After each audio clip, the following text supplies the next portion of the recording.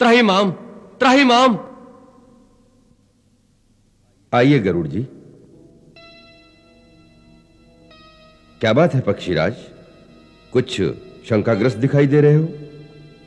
प्रभु, आप तो घटघटवासी हैं, आपसे कुछ छुपा हुआ नहीं है। सचमुच ही मैं एक बड़ी शंका में फंस गया हूं। शंका? किसके बारे में? श्री राम के बारे में।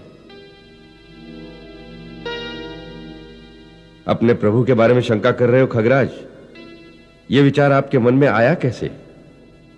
भगवान, जब महर्षि नारद के कहने पर मैं श्री राम और लक्ष्मण को नागपाश से मुक्त करने लंका गया, तो वहां मैंने उन्हें बड़ी दीन अवस्था में देखा। नागपाश में बंधे मरनासन थे।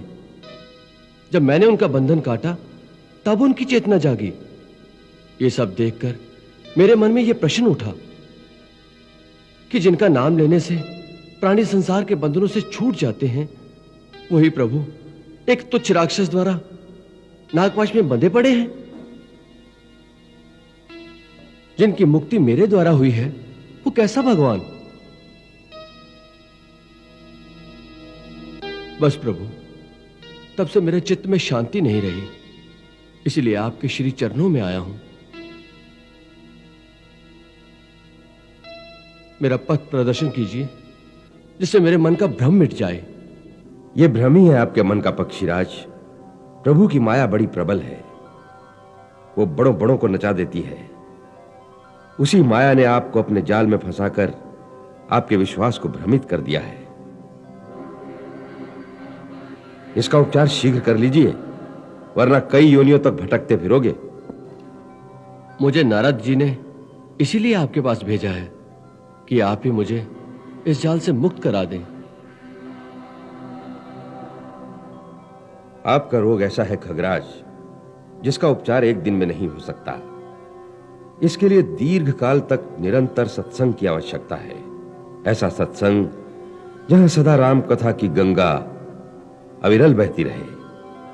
उसी राम कथा रूपी मंदाकिनी की लहरों में डूबकर आपको अपने प्रभु के चरणों में अटल अनुराग प्राप्त होगा। फिर आप माया के जाल में नहीं फंसेंगे। बिनु सत्संग न हरि कथा, तेहु बिन मोह न भाग। मोह गए बिन राम पद, होई न दृढ़ अनुराग। और सत्य तो यह है, मिली है न रघुपति बिनु अनुरागा। किए जोग तप ज्ञान विरागा। मुझे ऐसा सत्संग कहां प्राप्त होगा प्रभु? मैं आपको एक ऐसे स्थान पर भेजता हूं जहां नित्य निरंतर राम कथा ही गाई जाती है। सुमेरु पर्वत की उत्तर दिशा में एक बहुत सुंदर नील पर्वत है। उस पर्वत पर एक सुंदर छोटा सा सरोवर है। उसी स्थान पर आपको श्री राम के परम भक्त महात्मा काकभूषणी बैठे हुए मिलेंगे। वहां पर वो नित्य निरंतर राम कथा सुनाते हैं। बड़े बड़े देवता, गंधर्व, किन्नर, सिद्ध, ऋषि, मुनि वह पक्षियों के रूप में अथवा अदृश्य रूप में उस तीर्थ में आकर उनसे कथा सुनते रहते हैं।